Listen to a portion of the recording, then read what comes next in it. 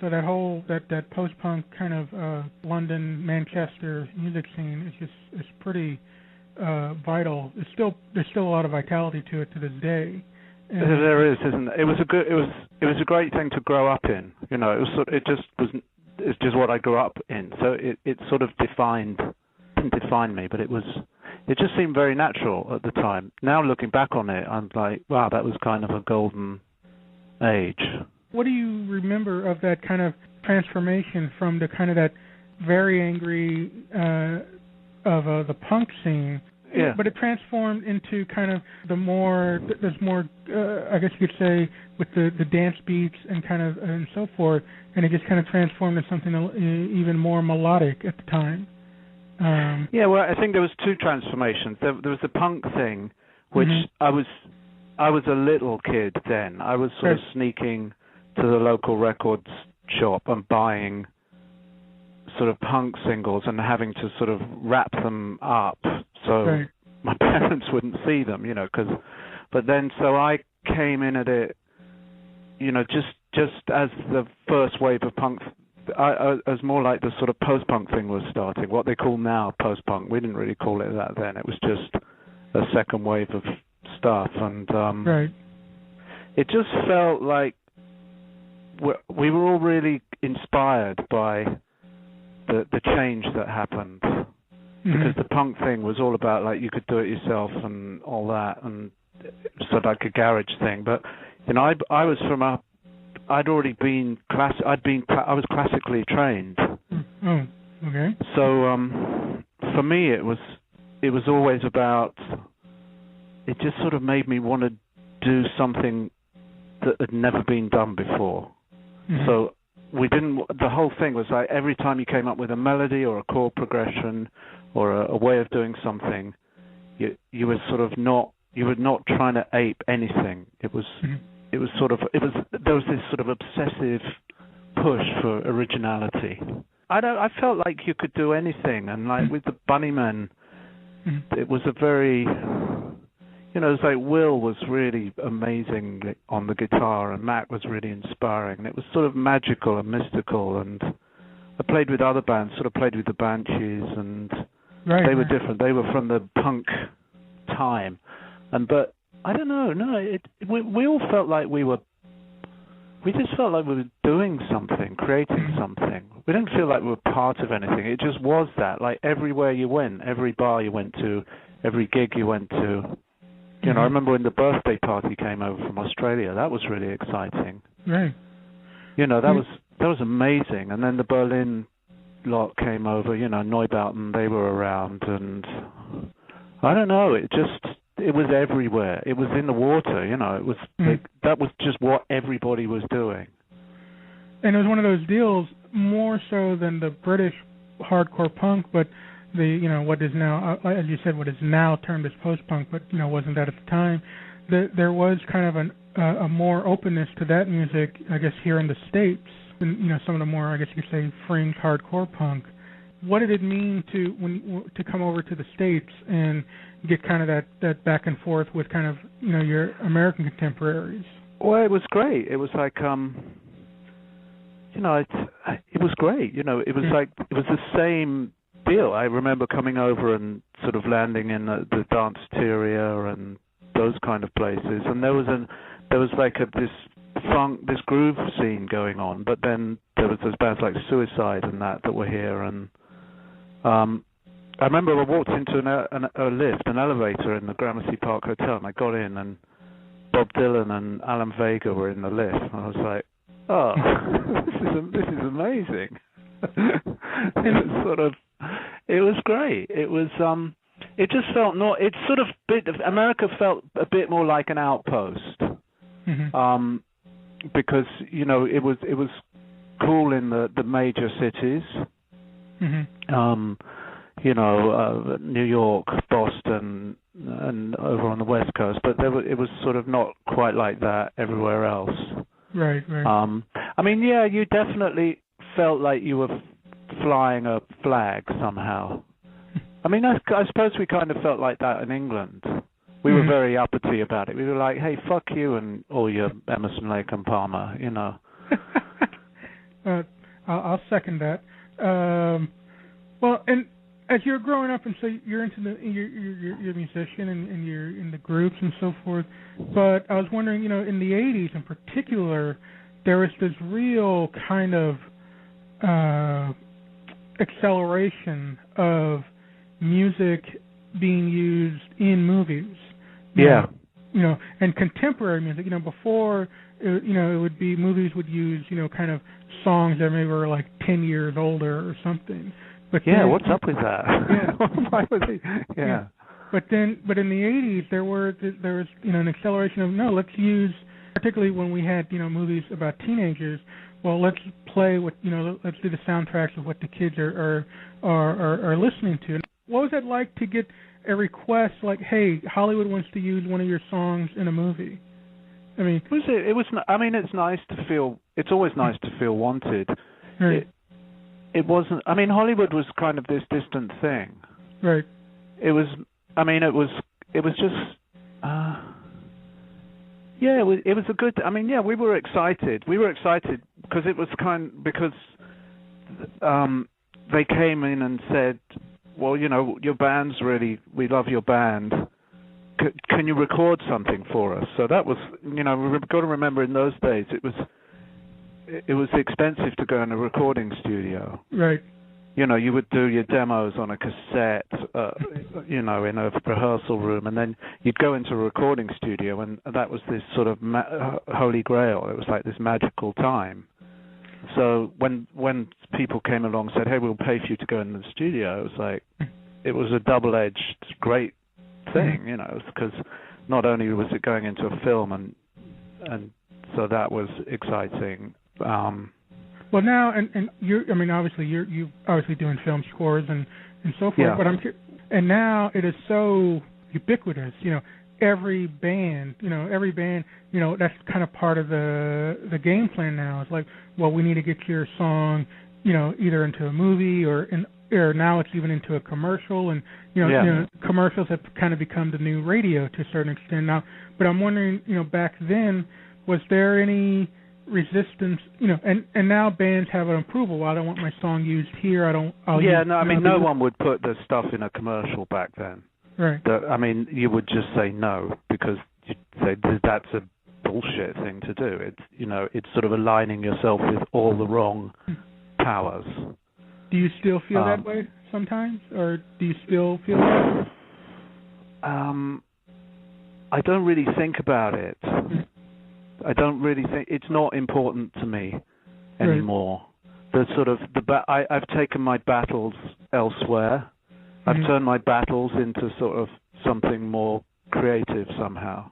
Right. When you're young, when you're a teenager, it's like you're kind of you're flying your flag and you're saying, but and I understand why bands want to do it now, because there's no way they can make any money doing what we used to do. So, they're looking at income streams and that. But I mean, I do feel that I don't really know what's going on in that world anymore, because I'm not finding it as relevant somehow.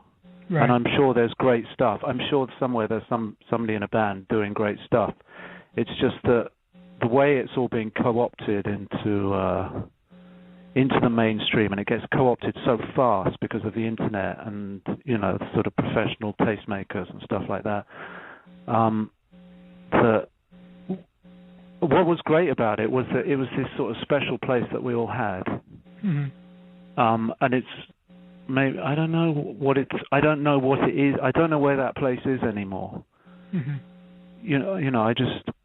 I don't know, so I can't really tell you.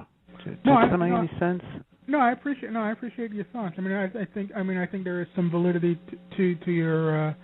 I guess I'll categorize it as maybe skepticism.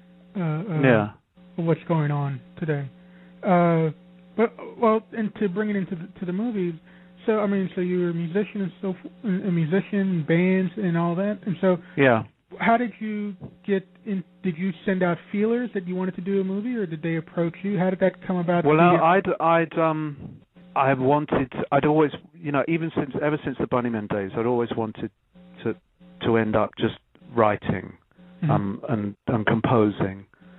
And I moved to Los Angeles 3 or 4 years ago with the express desire to do that. And one of the first people I met here was an editor called Elisa Bonora, who was editing a documentary for Oliver.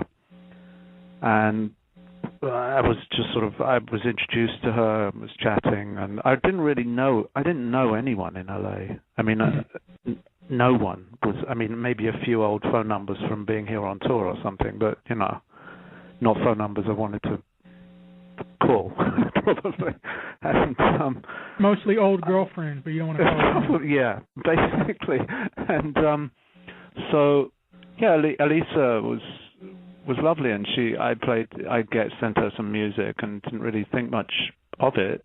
And then she got back to me and said, she wanted to use the music in this documentary. She played it for Oliver, and he loved the music. So my relationship with Oliver sort of began like that. Well, tell me about that. Tell me about your first official meeting with Oliver. What was that? What was that like, meeting Oliver Stone for the first time? Because here's a guy. It was great. Here's the guy that he does. He did the movie. Of all things, he did the movie. Not only does he do the movie The Doors, one of the definitive rock biopics, but then you look at what Trent Reznor did with the Natural Born Killers soundtrack. Yeah, it's pretty. I found it very natural. I've got to say, Oliver, the sort of step from my old world to the new world. Everyone's like, isn't it weird meeting Oliver? I was like, no, actually, it's not. I found Oliver to be pretty much on the same wavelength. He's very, he's very inspiring, and he's very intense. And there's about 8 people in one head. And I found it quite invigorating that, as opposed to what everybody tells me about what Hollywood's like and this and that and what they think, I was like, okay, I'm going to make up my own mind. And I found that talking with Oliver was great, and you could talk about stuff in a very deep level, in an intelligent, creative way, which is something that I had been actually missing towards the end of my days in the pop world, rock world, whatever world that is. And he talked about ideas and themes and ideas that he has of, and we were actually talking about some other TV show that he's been doing, and he talks in a way that I found sort of very evocative. And I think one of the reasons I really like working with him is that when we talk about stuff, we talk about these sort of distant places up in the cosmos, and then I go off and write, and I go to those places or reach for them, and that's kind of how our process starts. How is your score working in tandem? And I'm wondering, was this during the process, or was this something Oliver kind of figured out on his own? Because not only is there your score as one element on the soundtrack, but then he also uses source music. Well, I wanted to.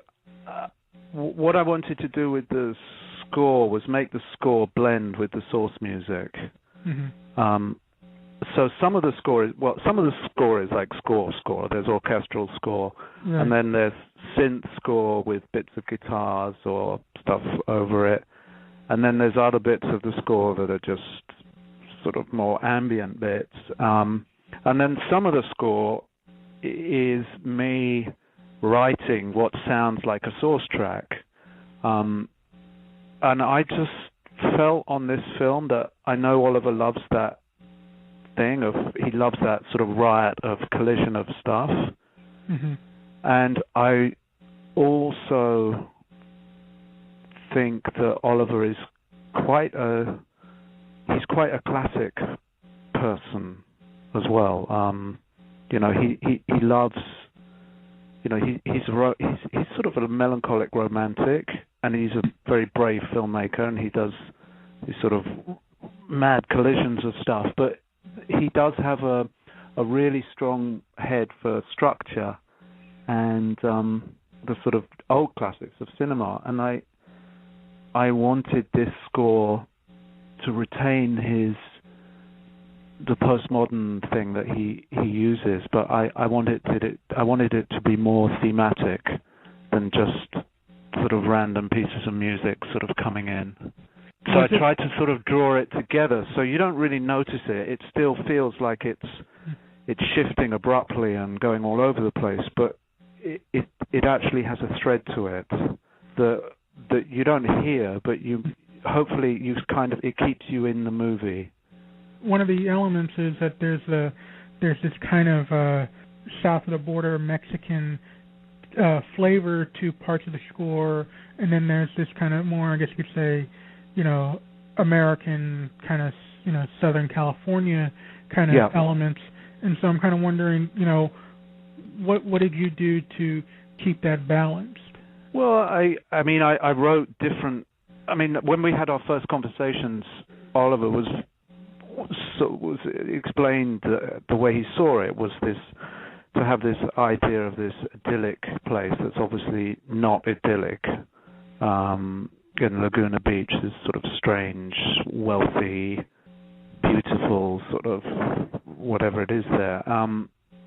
So I wanted to set that up musically, and then have this dark cloud that was coming from over the border towards it. And so, I mean, that was a sonic thing, and I just used the sort of beachy sounds for Laguna with the guitar, but I still had this element of unease to it. I actually took a conversation that we had when we were having one of the spotting sessions, because I record everything when we're talking, so I can go back and listen and sort of reevaluate what we've actually been talking about.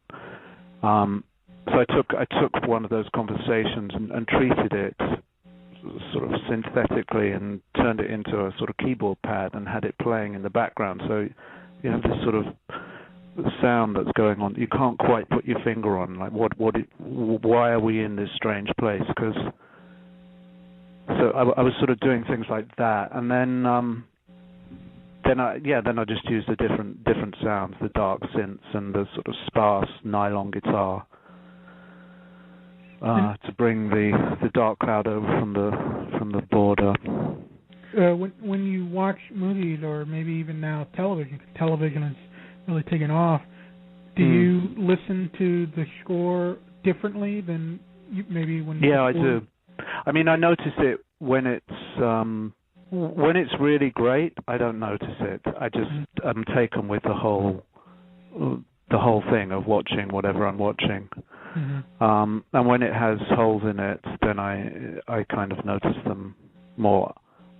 Have you taken upon yourself to like kind of go back and maybe start educating yourself on like movie scores? No, because I don't.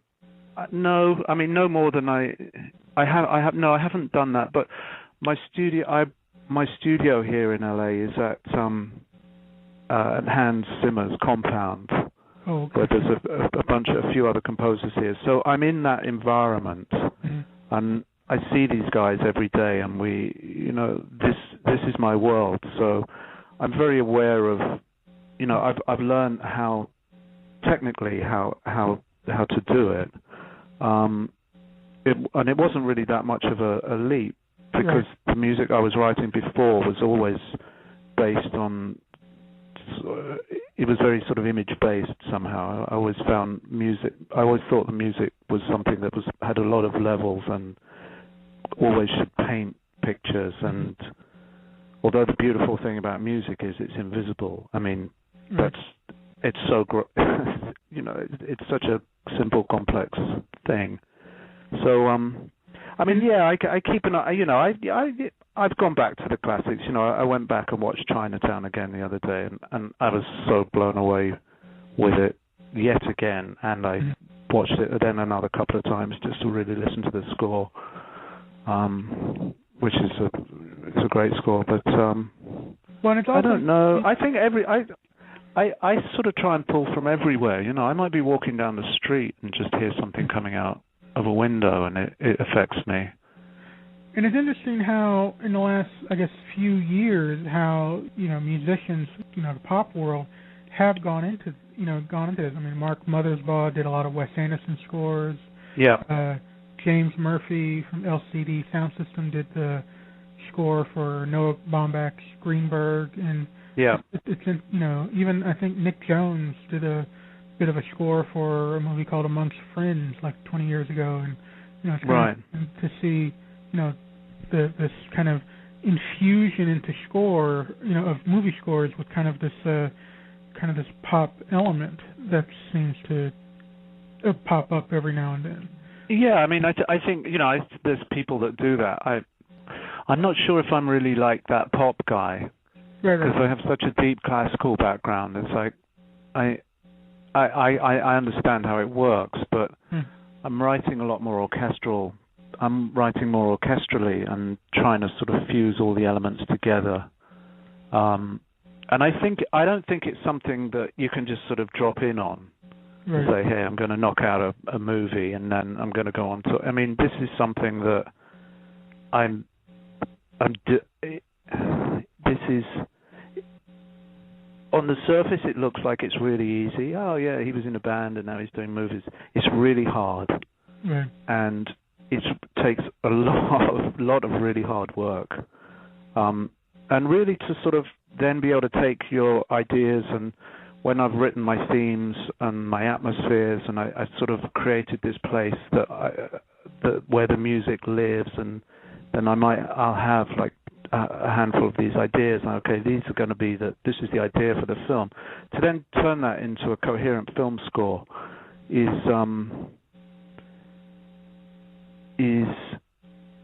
it takes sort of a lot of concentration and a lot of technical work to make it sound fluid and effortless, and so I see why even people like Stravinsky came here and struggled. I really get it. Well, and I'll end on kind of a lighter note. I'll ask you this question. Last two questions. Is there a recent score that a movie that has really kind of really stuck out for you that you really like? Yeah, absolutely. But I thought that the way they used the Wagner in Melancholia was just amazing. Oh yes, that is amazing. I just thought it was a fantastic film. Mm-hmm. And of course, I've yet to meet anyone that agrees with me. It is a polarizing film. Yeah. I thought it was wonderful. I just loved, and I loved the fact that when I went to the cinema, there was one other person in there, and it was a sort of Tuesday afternoon, and I almost felt like I was doing something wrong. I really loved it. No, but that's a good one. That's a good one. Yeah. And then I'll ask you this. So, what is next? What is next done? Do you have another film score in the pipeline? I'm just I'm writing some early demos for something that's being shot at the moment. So I don't really want to jinx it. Right. By talking about it. And do you see? And finally, do you see yourself? Do you hope to see yourself collaborating again with Oliver Stone? Yeah, I really enjoyed this process. I loved it. It was great, and I think Oliver and I sort of have this. He trusts me now, and I think I understand him somewhat, and I really like him, and I think those relationships. That is why I would like to do more work with him. I think we've sort of begun something that seems to work, and it's taken a bit of time to sort of build that up. So I don't know, but I don't know. Let's see what happens, see what he does, what he wants to do.